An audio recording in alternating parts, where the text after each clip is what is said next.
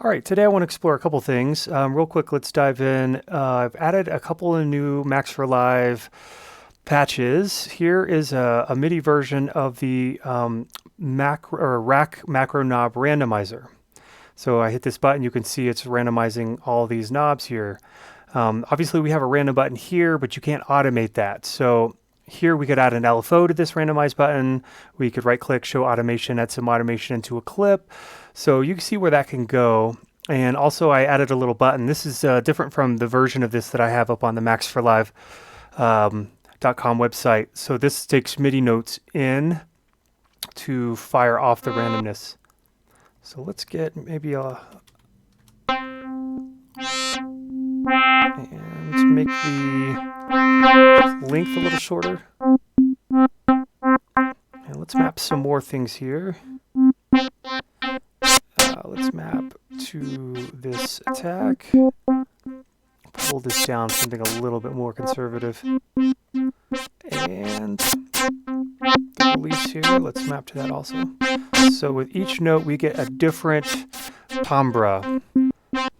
It's not so different from, say, this Randomizer 8 effect here.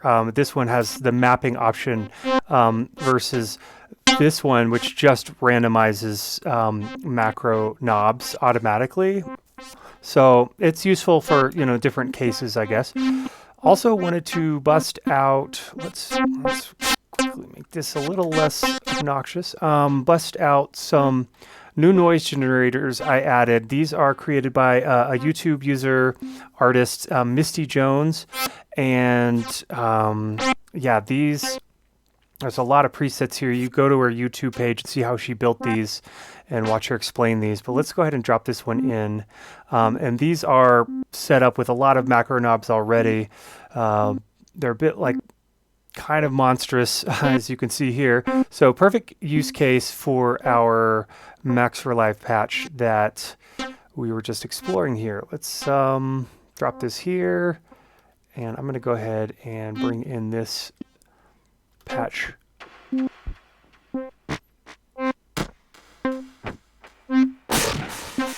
Awesome. Now let's bring in an effects rack.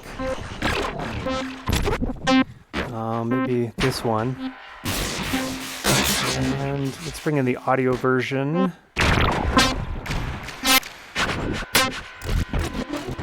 Okay, you can see this one working, and you have to salt to taste your threshold knob here so you don't get too much spamming of the random. Sometimes that's a really cool effect, but sometimes it's just too much.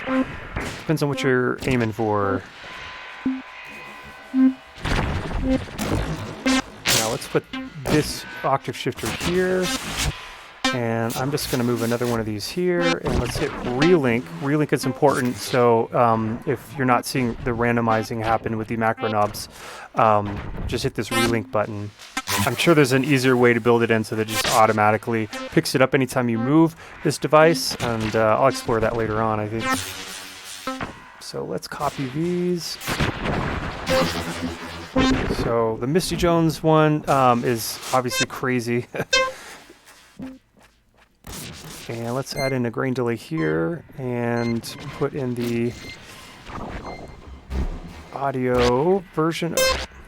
And I'd say the audio one, for me, for my money, it works, I think, much better with sharp attacks, even if you can sidechain it, which we can try to do that actually. Let me show an example of that.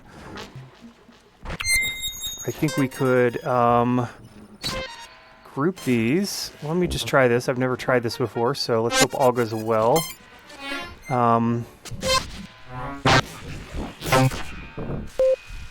Actually, I don't think this will work with the sidechaining, simply because we have to have the audio signal running through this into the effect. This has to be located adjacent to the left, so I think something in that case like the Randomizer 8 here would be more effective for sidechaining, bringing in the audio from a different location. So let's go ahead and try that anyway, because now I'm going down this rabbit hole. So we can just go ahead and map here. Of course, the difference between the you know, the macro knob randomizer is that no matter how many macro knobs you have, it will just randomize them. It, you know, all of them. Versus this randomizer only has 8 mapping options,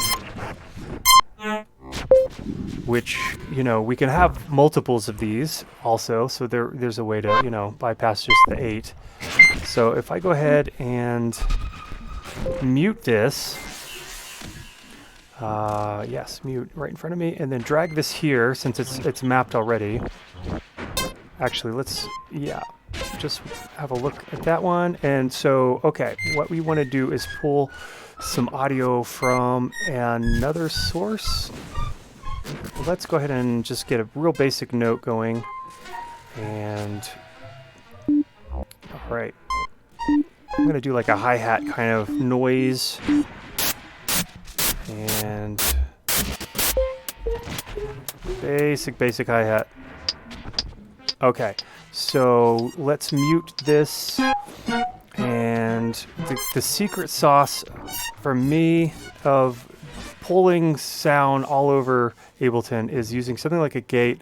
I think the compressor may also have this option. You have this sidechain section here. So hit this arrow, turn sidechain on. Make sure you have the monitor set to on.